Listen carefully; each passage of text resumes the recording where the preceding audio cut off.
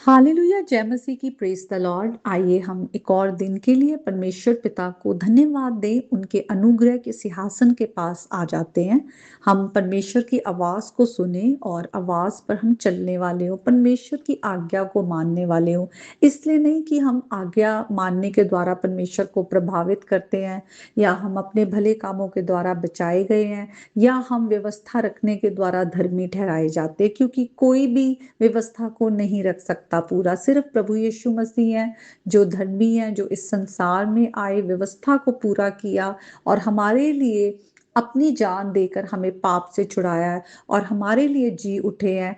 हमें उन्होंने परमेश्वर के अनुग्रह के सिंहासन के पास धर्मी ठहराया है। और ये यीशु मसीह के वचन है कि उन्होंने कहा कि अगर तुम मुझसे प्यार करते हो तो मेरी आज्ञा को मानोगे। और हम जानते हैं कि परमेश्वर की आज्ञा जो है वो हमारे भले के लिए है, इससे हमारा ही भला होता है। तो आइए हम प्रभु के वचन में आएंगे, आज के वचन को सीखें।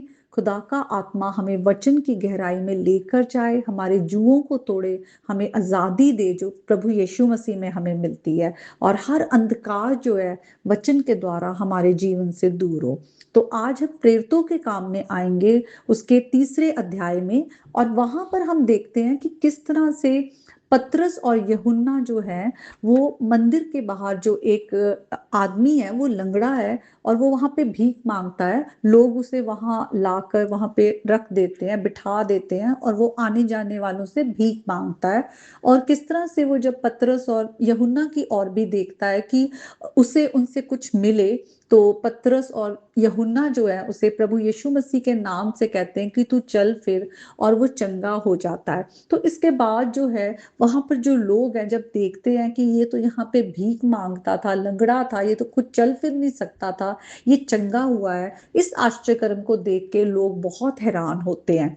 और हम देखते हैं किस तरह से, अगर हम 11th वर्स से पढ़े तो वहां लिखा हुआ है, जब वे पतरस और यूहन्ना को पकड़े हुआ था, वो आदमी जो चंगा हुआ था, तो सब लोग बहुत अचंबा करते हुए उस ओसारे में जो सुलेमान का कहलाता है उसके पास दौड़े आए।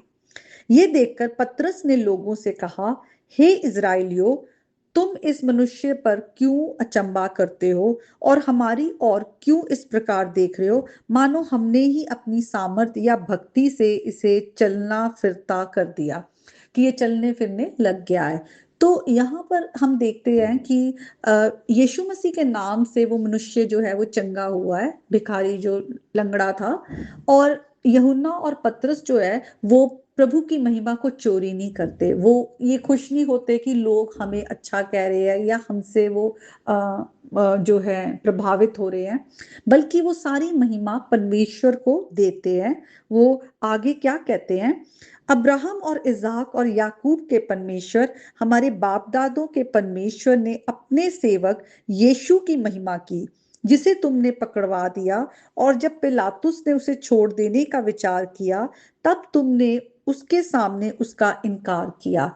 तो वो इस समय का फायदा उठाते हुए वो उन्हें सुसमाचार का प्रचार करते हैं, और किस तरह से यीशु मसीह के बारे में वो गवाही देते हैं कि किस तरह से यीशु मसीह जब उनके बीच में थे, और यीशु मसीह जो संसार के उद्धार करता है जब इस संसार में आए, तो उन्होंने, उनके अपने लोगों ने, यहूदियों ने किस तरह से यीशु मसीह का इनकार करके उनको क्रूस की जो है मौत दिलाई।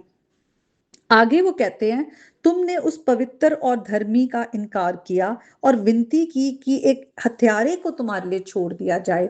तो वो लोगों को उनके पाप की ओर उनको कन्विक्ट करते हैं कि किस तरह से तुमने पाप को चुना और धार्मिकता का तुमने इनकार किया। यीशु मसीह धर्मी थे, यीशु मसीह में कोई पाप ना था, यीशु मसीह हमारे पापों से हमें छुड़ाने के लिए आए, और उनका इनकार करके उन्होंने एक हत्यारे को किस तरह से कहा कि इसको छोड़ दो पर यीशु मसीह को सूली पर चढ़ा दो। और आगे वो कहते हैं, और तुमने जीवन के कर्ता को मार डाला। तो यहाँ पर हम जान सकते हैं, और हम वचन के द्वारा इस बात को हम समझ पाते हैं कि यीशु मसीह में ही जिंदगी है। He is the author of life. Yeshu Masih के द्वारा ही जिंदगी है, यीशु मसीह के द्वारा ही पूरी संसार की सृष्टि हुई, हमारी सृष्टि हुई। तो यीशु मसीह मार्ग, सत्य और जीवन है। यीशु मसीह में अगर हम अपने जीवन को, हम यीशु मसीह को अपने जीवन में रिसीव नहीं करते हैं, तो हम एक तरह से जो ऑथर ऑफ लाइफ है, जीवन का कर्ता है, उसका इनकार करते हैं। और यहाँ पर उन लोगों ने भी वही किया, और जिसे परमेश्वर ने मरे हुओं में से जिलाया। तो यीशु मसीह ने क्रूस पर अपनी जान दी, लेकिन वो मुर्दों में से जी उठे, परमेश्वर के सामर्थ के द्वारा तीसरे दिन वो जी उठे। और वो कहते हैं, जो चेले हैं पतरस और यूहन्ना, कि हम इस बात के गवाह हैं। तो हम देखते हैं किस तरह से यीशु मसीह की मृत्यु के बाद, उनके जी उठने के बाद, जब हम देखते हैं प्रेरितों के काम में आते हैं, पवित्र आत्मा के सामर्थ से भरकर वही चेले जो डरे हुए थे, वो किस तरह से परमेश्वर के गवाह बन जाते हैं। और वो इस बात को लेके इतने पैशनेट है कि हमें यीशु मसीह की गवाही को बचा कर रखना है, और यीशु मसीह की गवाही को लोगों तक पहुंचाना है, उस सुसमाचार को, उस गॉस्पल को, गुड न्यूज को लोगों तक पहुंचाना है। और इसीलिए वो इस बात पर एम्फसाइज करते हैं कि हम इस बात के गवाह हैं। और आगे वो कहते हैं, और उसी के नाम से, उस विश्वास के द्वारा जो उसके नाम पर है, इस मनुष्य को जिसे तुम देखते हो और जानते भी हो सामर्थ दी है, और निश्चय उसी विश्वास ने जो उसके द्वारा है, इसको तुम सबके सामने बिल्कुल भला चंगा कर दिया। तो यीशु मसीह के नाम पर विश्वास के द्वारा, उस नाम को ग्रहण करने के द्वारा, और यीशु के नाम के द्वारा ही वो जो मनुष्य है, वो कहते हैं वो चंगा हुआ है। और वो बिल्कुल भी इस बात का क्रेडिट नहीं लेते कि उन्होंने कुछ किया है या उनके पास कुछ ऐसा है कि उनकी ताकत के द्वारा। वो सारा जो क्रेडिट है वो परमेश्वर को देते हैं, कि परमेश्वर के नाम को महिमा मिले। और उसके बाद वो उन लोगों को जब ये भी कहते कि तुमने किस तरह से गुनाह किया, तुमने एक हत्यारे को छुड़वाकर यीशु मसीह को क्रूस की मृत्यु दी, उसके बाद वो लोगों को ये भी कहते हैं कि ठीक है, तुमसे पहले अज्ञानता में ये सब हुआ, और वैसे ही तुम्हारे सरदारों ने भी किया, लेकिन जिन बातों को परमेश्वर ने सब भविष्यवक्ताओं के मुख से पहले ही बताया था कि यीशु मसीह दुख उठाएंगे, उन्हें उसने पूरा किया। तो यीशु मसीह का संसार में आना, दुख उठाना, पहले से भविष्यवक्ताओं के द्वारा बोला गया था कि वो संसार का उद्धार करता आएगा, हमारे पापों के लिए वो दुख उठाएगा, और वो जी उठेगा मरकर।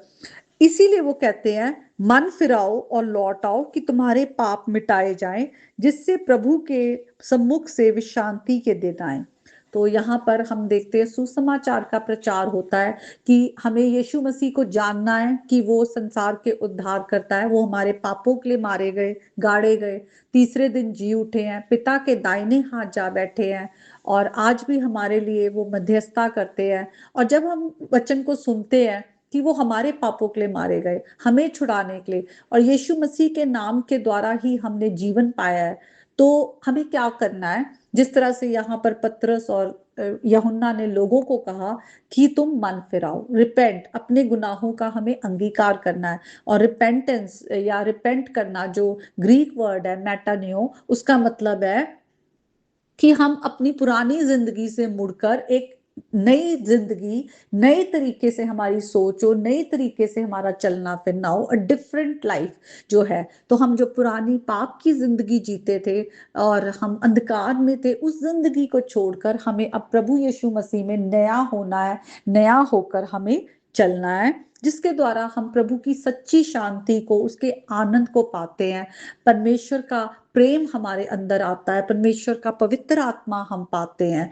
तो यहाँ पर हम देखते हैं, हमें आज के वचन के द्वारा हम सीख सकते हैं कि हम अपने जीवन में जो कुछ भी करते हैं, हम परमेश्वर की महिमा के लिए करें, हम अपने जीवन को प्रभु के हाथों में दें, परमेश्वर की महिमा को चोरी ना करें, हम हर हर चीज में परमेश्वर को ग्लोरीफाई करें।